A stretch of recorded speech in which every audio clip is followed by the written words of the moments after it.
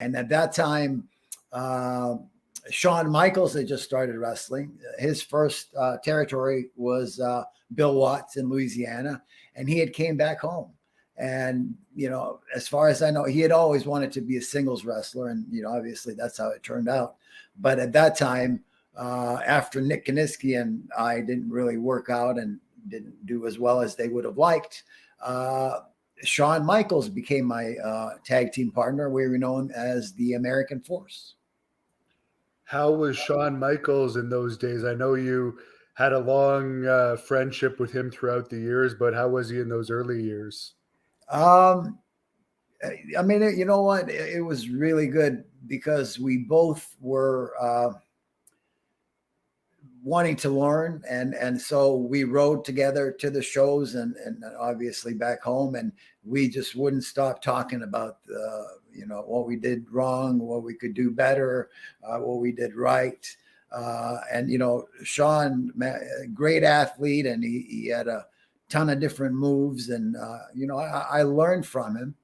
Although a funny little story, if I can tell you. So at the time, we were already a tag team, and we had a show in Odessa, Texas, and I think it was a 6-man tag, and Shawn somehow finishes got messed up. Shawn wound up pinning everybody.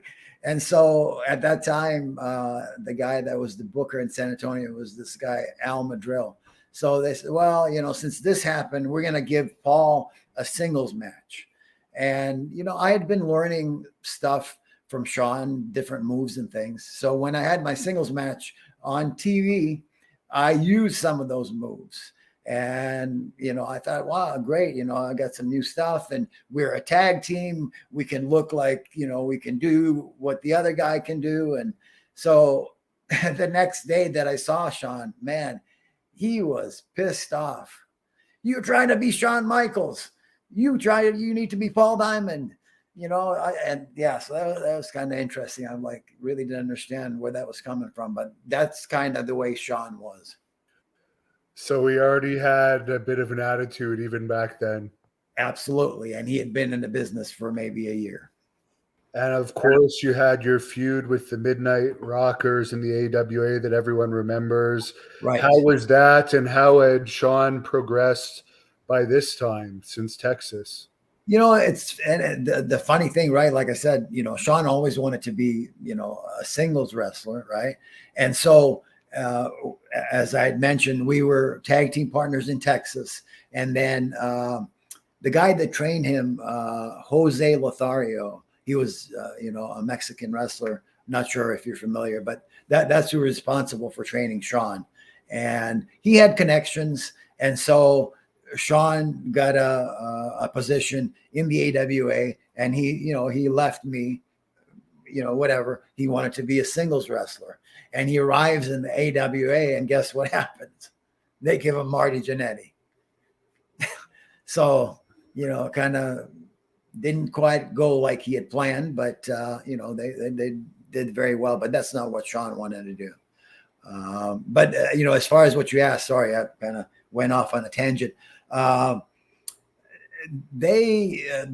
Midnight Rockers, at the time that we got to the AWA,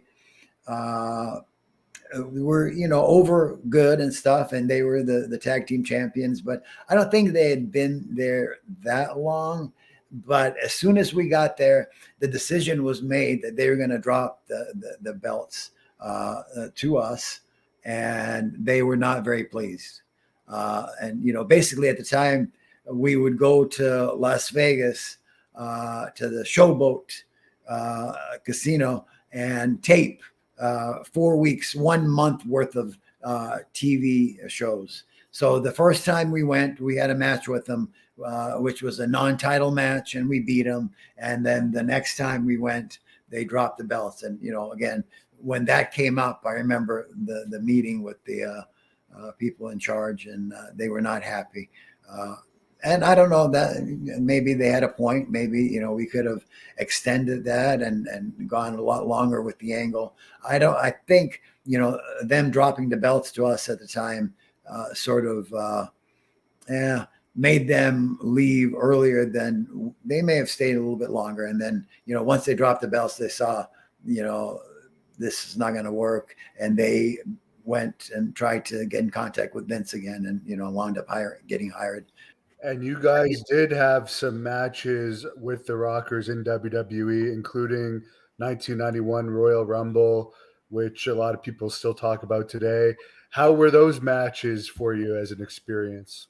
Oh man. Well, you know what? Any match with those guys was awesome. I mean, we just had a chemistry between all four of us. We clicked.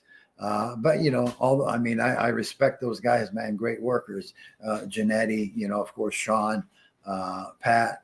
So, you had four guys that kind of, and just working with them also in the AWA, we had worked together quite a bit. So we really didn't have to think too much. Everybody kind of knew what the other person was going to do.